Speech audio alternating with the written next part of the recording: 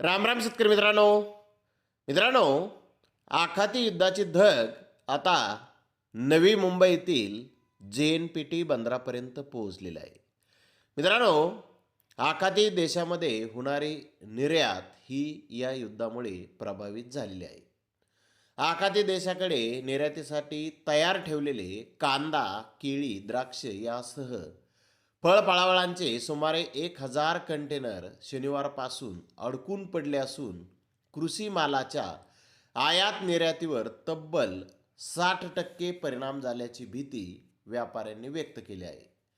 युद्धजन्य परिस्थितीमुळे सागरी वाहतूक क्षेत्रात मोठी अनिश्चितता निर्माण झाली असून शिपिंग कंपनीही आखातात माल पाठवण्यास नकार देण्यास त्यांनी सुरुवात केलेली आहे. जहाजांवर हल्ल्याचा धोका वाढल्याने अनेक कंपन्यांनी मालवाहतूक तात्पुरती थांबवली आहे. JNPT बंदरातून इराक, सौदी अरेबिया, कतार यासारख्या देशांमध्ये फळे भाजीपाला निर्यात होतो. मात्र युद्धाच्या भीतीमुळे जहाजे पाठविणे थांबले असून काही जहाजांना तर माघारी परतण्याचे आदेश देण्यात आले आहेत. परिणामी निर्यातीसाठी तयार माल बंदरातच अडकून पडला आहे. शिपिंग कंपन्या निर्यातीसाठी पुढे येत नसल्याने कृषी व्यापाराला फटका हा बसला आहे. आयात निर्यातीवर 60% परिणाम झालेला आहे, अशी माहिती निर्यातदार राहुल पवार यांनी दिली. युद्धाचा परिणाम स्पष्ट होण्यासाठी वेळ जाईल. JNPTतून दर आठवड्याला सुमारे 54 मालवाहू जहाजांची ये-जा होते.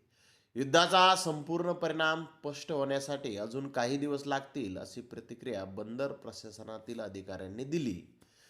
मध्य पूर्वेत तणाव वाढल्याने भारत सरकारच्या दूतावासाने त्या भागात राहणाऱ्या भारतीय नागरिकांसाठी सुरक्षाविषयक सूचना जारी केल्या असून महाराष्ट्र सरकारने जिल्हाधिकाऱ्यांमार्फत त्याचे पालन करण्याचे आवाहनही केलेले आहे.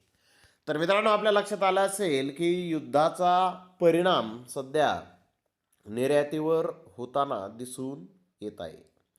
तर धन्यवाद मित्रांनो, आपण माझा व्हिडिओ शेवटपर्यंत पाहिल्याबद्दल. व्हिडिओ आवडल्यास लाईक करा, शेअर करा.